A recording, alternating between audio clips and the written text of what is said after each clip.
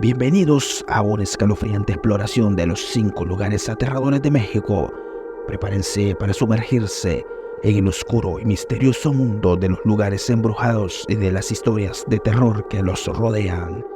Desde antiguas estaciones de tren hasta misteriosos sitios turísticos, México está lleno de experiencias paranormales que te dejarán sin aliento. Así que asegúrense de encender todas las luces y mantener las puertas cerradas. Y prepárense para este viaje a lo desconocido. ¡Comencemos! Incógnita paranormal.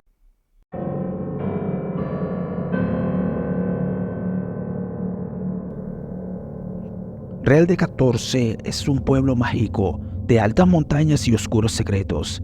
Se alza a 2.770 metros sobre el nivel del mar, como una joya olvidada en las entrañas de la sierra.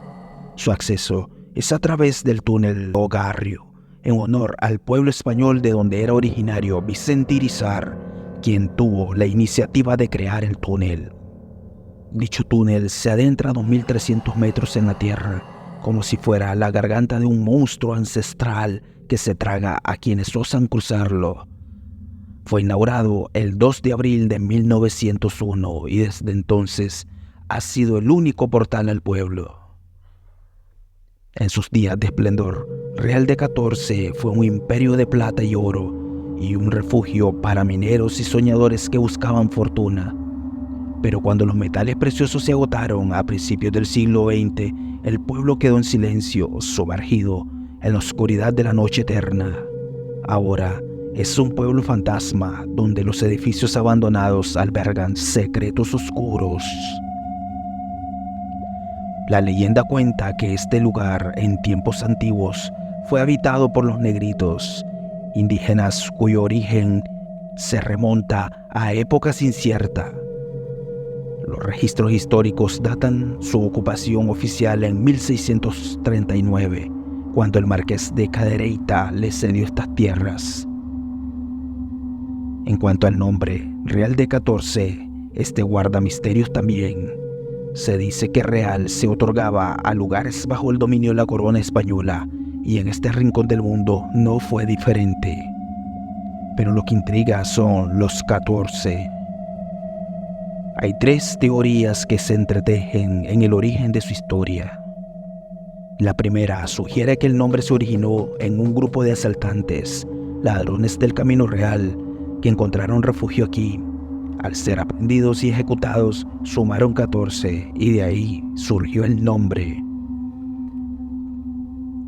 La segunda teoría se adentra en la resistencia de los indios bárbaros ante la conversión al cristianismo.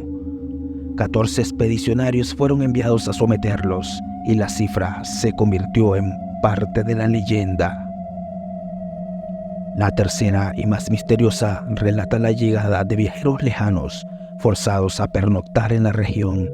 Encendieron una fogata en la noche gélida y al despertar descubrieron una veta de plata fundida entre las brasas, como un mensaje del cielo. El número de viajeros era 14. Pero la magia de Real de 14 no se detiene en su nombre. El pueblo esconde fantasmas y demonios entre las sombras de sus calles y los vestigios de antiguos edificios. En el panteón y en algunos hoteles convertidos en cámaras mortuorias, las sombras se alargan y las voces del pasado susurran en el viento. La leyenda del Jergas, el minero eterno, acecha en las profundidades de las minas. Se cuenta que al final del día laboral, cuando los mineros abandonaban la oscuridad de la tierra, el último en salir se encontraba con un hombre, vestido como el superintendente de la mina. El hombre misterioso le pedía que lo acompañara de regreso al interior de la misma. Confundidos por su apariencia, los mineros obedecían, dejando sus lámparas atrás. En numerosos relatos se repite la misma historia. Al darse cuenta de la ausencia de sus compañeros, los mineros regresaban en busca de ellos y hallaban pistas siniestras. Un zapato, luego otro, la lámpara de trabajo destrozada y finalmente a sus compañeros en lugares inverosímiles, al borde de un abismo, inconscientes, en una parte inexplorada de la mina. Los mineros aseguraban que en la oscuridad alguien los había cargado y colocado en esos lugares, pero ninguno recordaba cómo llegaron allí. La tradición oral insiste en que el Jergas no es maligno, al contrario, guía a los buscadores de riqueza hacia las vetas ocultas, ayudándole a descubrir los tesoros de la tierra. El Jergas, vestido con ropas gastadas y botas antiguas, ilumina su camino con la lámpara de carburo.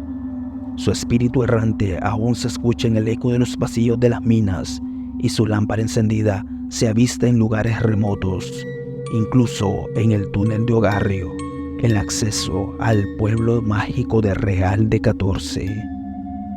La gente sigue hablando de él como el espíritu de los minerales, el guardián de los secretos de la tierra, un recordatorio eterno de que la magia y el misterio perviven en las profundidades del pasado.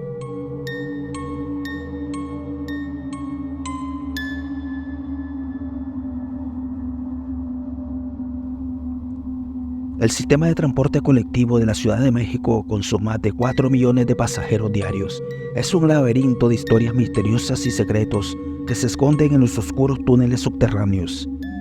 A pesar de ser uno de los lugares más concurridos del país, su historia está marcada por una sombra inquietante que se extiende desde mucho antes de su inauguración en 1969. Entre los rugidos de trenes y las prisas de los viajeros se susurran historias de personas que al subirse en uno de los vagones han experimentado viajes en el tiempo, como si el metro fuera un portal a otros mundos. Fantasmas, como sombras fugaces, se deslizan entre las frías instalaciones y susurran en las oscuras estaciones. En las profundidades del metro de Pantitlán, una de las leyendas urbanas más conocidas cobra vida. El espíritu de un niño, con un poco más de 1 metro de estatura, pelo negro y descalzo, deambula solitario por los andenes. Su camiseta blanca y short rojo lo delatan, y su risueña figura juega cerca de los vagones cuando el servicio llega a su fin. La figura del inspector Platanov, un empleado ruso del metro, se cierne en la estación de la línea 3, donde encontró su trágico destino. Ahora, en la muerte, ronda por los pasillos para atormentar a los trabajadores de mantenimiento o para impartir inquietantes instrucciones desde el más allá. Pero la historia más aterradora es la de la mujer sonriente, una aparición inquietante que no aparta la mirada de sus víctimas y se acerca sigilosamente en las desoladas horas nocturnas del tren de la línea 1 que va de Pantitlán a Observatorio.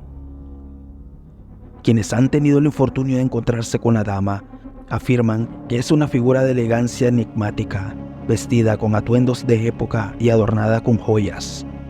Su mirada fija y su sonrisa macabra atormentan a aquellos que la ven, sobre todo cuando se encuentran solos o rodeados de pocos pasajeros en el vagón. Sus ojos, penetrantes pero sin brillo, revelan su verdadera naturaleza, un eco de la muerte. Los avistamientos de la mujer sonriente son más comunes después de las 9 de la noche, cuando la oscuridad envuelve el metro y su presencia se hace más tangible. Como un espíritu errante acecha a los pasajeros, dejando un rastro de inquietud en su estela. En el submundo del metro, incluso más misterios aguardan. Algunos aseguran haber visto ratas gigantes y otras criaturas extrañas acechando entre las vías.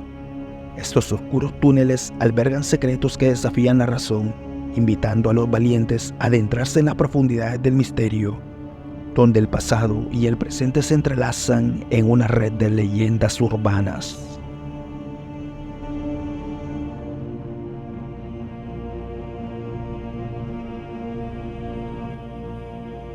La historia de la Pascualita, un maniquí que ha ocupado un lugar destacado en la vitrina de la Popular desde el 25 de marzo de 1930, teje un manto de misterio y asombro alrededor de esta figura esbelta y elegante. La dueña original, doña Pascual Esparza, supuestamente lo adquirió después de su regreso de Francia, donde quedó cautivada por su sorprendente semejanza con su hermana y con ella misma. Desde su llegada a la vitrina, la Pascualita fue el objeto de admiración de todos los que pasaban por la tienda de novias. Lo que la hacía tan especial eran sus rasgos hiperrealistas. Tanto en su rostro como en su cuerpo, sus ojos de cristal, su cabello y pestañas hechos con cabello humano genuino le conferían una expresión viva, como si tuviera un alma. La exquisitez de su creación era tan impactante que parecía que podía reflejar emociones. Fue en la década de 1970 cuando comenzaron a circular los rumores de que la Pascualita no era simplemente un maniquí de cera, sino una mujer real. Testigos afirman haberla visto moverse durante la noche, incluso sonreír en silencio cuando alguien pasaba frente a la vitrina. Otros aseguraban que era el espíritu de la difunta dueña, quien, al partir de este mundo, encontró refugio en el maniquí que tanto amaba. Varias empleadas a lo largo de los años habían renunciado después de haberla visto llorar o incluso moverse en la vitrina. Algunas se negaban a vestirla, afirmando que habían visto venas verdosas en sus piernas que desaparecían misteriosamente con el tiempo. La Pascualita, con sus enigmáticos secretos, mantenía su fascinación en aumento. Otra versión de la leyenda de la Pascualita, quizás aún más escalofriante, sugiere que el maniquí llegó a la tienda después de la trágica muerte de la hija de doña Pascuala. La joven, que compartía una sorprendente similitud física con el maniquí, estaba a punto de casarse, pero murió el día de su boda a causa de la picadura de un alacrán. El dolor de doña Pascuala fue insoportable y se dice que mandó a momificar el cuerpo de su hija para mantenerlo cerca de ella en todo momento. Esta versión desencadenó la ira de la gente del pueblo, que acusó a doña Pascuala de que el maniquí no era un maniquí en absoluto, sino el cuerpo embalsamado de su hija. Aunque ella negó rotundamente esta versión, nadie le creyó. Con el tiempo, la leyenda de la Pascualita se convirtió en un relato imaginario y asombroso, tan convincente que muchos creen que tiene una base de realidad. Hoy en día, el actual propietario de la Popular parece disfrutar manteniendo viva esta leyenda que sigue atrayendo a aquellos que buscan un misterio en el corazón de la ciudad de Chihuahua.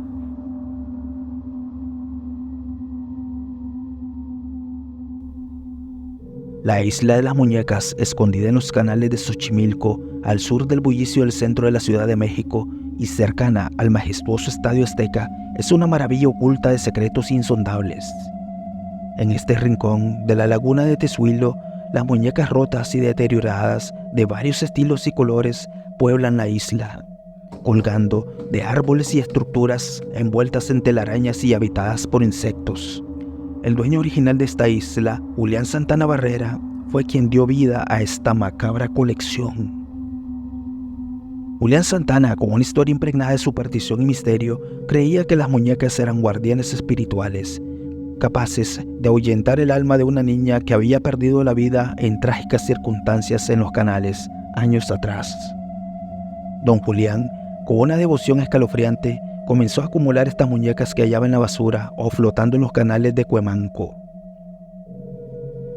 Según se dice, un día don Julián se encontró el cadáver de una niña que se había ahogado al enredarse con los lirios de los canales. Desde entonces, el hombre aseveró que el espíritu de la niña lo atormentaba, con lamentos y gritos por las noches.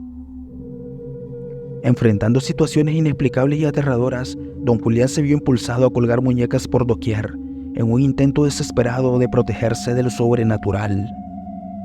Con el tiempo, la noticia de esta isla inquietante comenzó a correr entre los visitantes de los canales. Don Julián, al ver la curiosidad de la gente, permitió a algunos acercarse a su peculiar colección. Los visitantes, como un tributo a su anfitrión, le regalaban muñecas, lo que provocó un aumento constante de su colección. La isla, inicialmente un refugio supersticioso, se convirtió en un amuleto para muchas personas y además de servir como protección contra los espíritus malignos, se consideraba que mejoraba la fertilidad de los cultivos. El hombre, cuyo carácter se tornó más excéntrico con el tiempo, sostenía que las muñecas albergaban espíritus infantiles. Lentamente, don Julián se convirtió en un ermitaño, eligiendo habitar en la isla en compañía de las muñecas rotas y antiguas que había rescatado de la basura. Algunos murmuraban que tal vez don Julián era el verdadero poseído, y que la tragedia había transformado su vida. La muerte de don Julián, encontrándolo sin vida en el mismo lugar donde había intentado salvar a la niña, dejó un misterio sin resolver. El hombre solía decir que el espíritu del lago quería llevárselo, y en el año 2001, mientras pescaba con su sobrino, el hombre sufrió un infarto y cayó en las aguas. Tal vez la niña fantasmal había logrado su objetivo que había perseguido durante muchos años.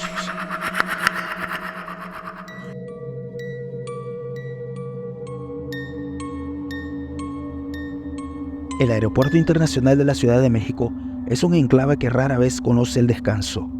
Con sus luces parpadeando sin cesar, sus pasajeros solitarios o en grupos que entran y salen en silencio o en medio de un bullicio constante. A pesar de su inquebrantable actividad, hay momentos de quietud en ese lugar, en los que los pasillos y salas se vacían, generalmente durante las noches de temporada baja. Es precisamente en esos momentos de calma que algunos usuarios han tenido la experiencia de enfrentar lo inexplicable, la aparición de seres misteriosos, entidades espectrales. Testigos, tanto trabajadores como viajeros, afirman haber visto a una pequeña niña en distintas áreas del aeropuerto. La mera presencia de esta niña, que se manifiesta sola a altas horas de la noche, sin equipaje y con una mirada fija e inquietante, despierta el desconcierto inicial. Sin embargo, el verdadero horror se apodera de aquellos de que la observan con atención cuando notan que no es completamente física ni tangible. Parte de su figura parece desvanecerse ante sus ojos, un detalle que los deja estupefactos. Y cuando menos lo esperan, el fantasma de la niña ha desaparecido por completo. Todos los testigos coinciden en que esta entidad se presenta como una niña de alrededor de 7 años, que sostiene una pelota en sus manos y solicita ayuda para abrochar sus zapatos o agujetas. Muchos afirman haberla visto cerca de lo que se conoce como el cementerio de aviones del aeropuerto. Afortunadamente, algunos testigos han logrado documentar la presencia de esta entidad en fotografías y videos que hoy en día se pueden encontrar en internet.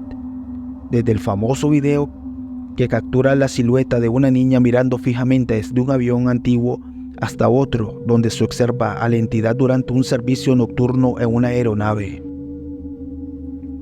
Además, hay fotografías perturbadoras obtenidas por las cámaras de seguridad en el área externa de la puerta 7, donde se muestran una extraña aparición fantasmal similar a las descripciones dadas por los usuarios. Si alguna noche te encuentras solo en el aeropuerto y te topas con una pequeña niña que solicita ayuda para abrochar sus zapatos, lo mejor será que des la media vuelta y corras sin mirar atrás, pues podrías estar en presencia de algo más allá de la comprensión humana, una presencia que desafía la realidad y acecha en la penumbra de la noche en ese rincón de la Ciudad de México. Si te has sentido intrigado por estos relatos o has sentido un escalofrío recorriendo tu espalda, no puedes perderte las futuras historias que compartiremos en este canal. Para asegurarte de recibir notificaciones cuando publiquemos nuestro contenido, te animo a suscribirte al canal y activar la campana de notificación. Nos vemos en el próximo video.